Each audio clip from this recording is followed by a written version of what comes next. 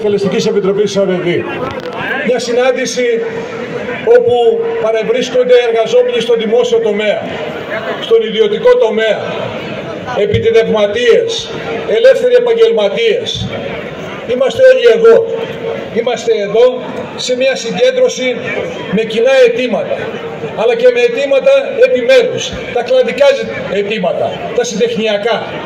Είμαστε όμως με μια κοινή προσδοκία, με την προσδοκία ότι η παρουσία μας φέρνει αποτελέσματα, με την προσδοκία ότι μπορούμε να αλλάξουμε μια πολιτική η οποία συνεχίζεται για πάνω από μια δεκαετία.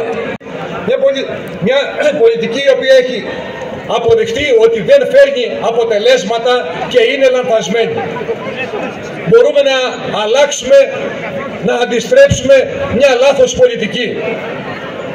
Και είμαστε όλοι εδώ με μια αντίληψη παρεμβατική, με μια αντίληψη διεκδικητική, με μια αντίληψη ότι μπορούμε, είμαστε ικανοί όλοι μαζί να φέρουμε αποτελέσματα. Μια πολιτική η οποία δυστυχώς συνεχίζεται απαρέκκλητη την τελευταία 15ετία. Μια πολιτική η οποία έχει φέρει σε απόγνωση τους εργαζομένους, σε μαρασμό την κοινωνία και έχει εξωθήσει εκατοντάδες χιλιάδες νέους επιστήμονες εργαζόμενους στο άνθος εργασιακή τους ηλικία εκτός Ελλάδος. Τους έχει κάνει μετανάστες σε όλο τον κόσμο. Και κάποτε, αγαπητοί συνάδελφοι, λέγαμε ότι πολλές φορές ή συνήθως ευημερούν οι αριθμοί και δυστυχούν οι άνθρωποι. Σήμερα δεν συμβαίνει αυτό.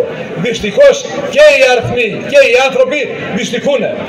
Δυστυχούν γιατί είναι λάθος αυτή η αντίληψη που έχει μορφοποιηθεί. Διότι έχουμε καθυλωμένους τους μισθούς για πάνω από μία δεκαετία, από το 2010. Έχουμε αυξήσεις από την 1η Ιανουαρίου. Ο δομικός πληθωρισμός το 2023 ήταν 5,3. Ο δείκτης τιμών καταναλωτού που μας ενδιαφέρει άμεσα ήταν 6,5%, ενώ ο πραγματικός πληθωρισμός για τα είδη πρώτης ανάγκης είχε ανέβει σε δυσθεώρατα ύψη. Οι εξαγωγές έχουν μειωθεί κατά το 5,7 μόνο το πρώτο τετράμινο του 2024, ενώ οι εισαγωγές αυξηθήκανε κατά 3,1%. Άρα λοιπόν ένα ακόμη δομικό πρόβλημα. Και όλα αυτά με τους μισθούς καθυλωμένους. Και ενώ οι μισθοί είναι καθυλωμένοι, και ενώ υπάρχει δυσπραγία και υπάρχει το οικονομικό πρόβλημα σε όλο το εύρος, το 70% των ποσών τα οποία αναφέρονται ως εισοδήματα στην εφορία ανήκουν στους μισθωτούς και τους συνταξιούχους. Και οι υπόλοιποι παρουσιάζουν εισοδήματα των 250 ευρώ και των 5.000 ευρώ. Και ο τρόπος ζωής, το επίπεδο ζωής δεν συνάδει με αυτά τα εισοδήματα. Κάτι δεν πάει καλά. Κάτι έχει στραβώσει.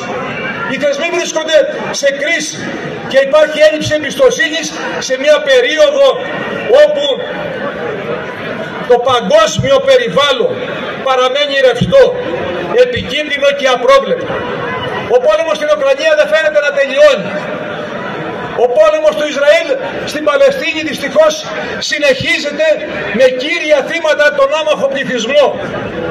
Και βέβαια βλέπουμε την διεθνή κοινότητα είτε απαθή είτε να κοιτάζει με αμηχανία το τι γίνεται και πολλές φορές να κάνει υποτίθεται προσπάθειες οι οποίες είναι υποτυπώδεις, ατελέσφορες και δυστυχώς είναι ως μη υπάρχουσες. Φίλες και φίλοι, οι εργαζόμενοι στεκόμαστε προβληματισμένοι για το μέλλον. Αμήχανοι και οργισμένοι. Οργισμένοι γιατί βλέπουμε οι προσπάθειες δεν έχουν αποτέλεσμα. Το ΑΕΠ είναι ακόμη κάτω από αυτό του 2009.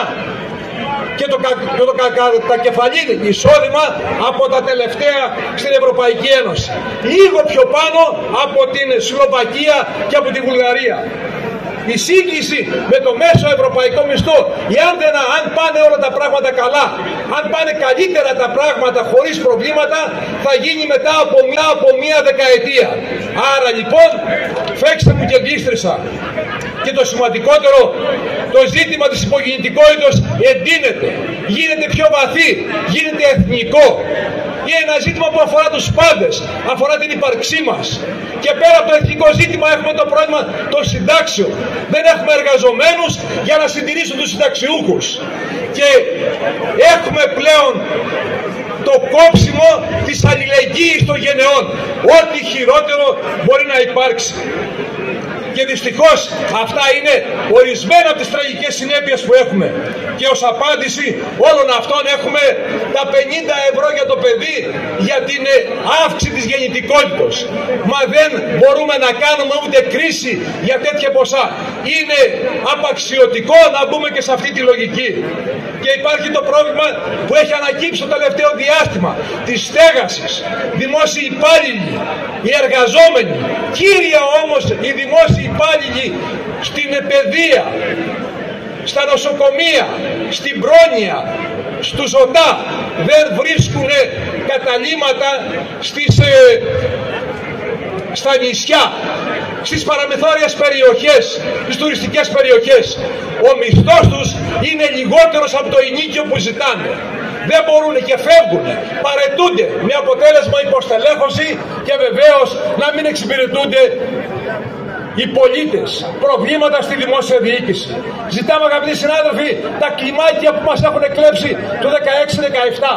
Ζητάμε το 2% για τη μείωση της ανεργίας που έχει ξεπεράσει κάθε προσδόκιμο όριο πάνω από μια 12ετία να επιστρέψει.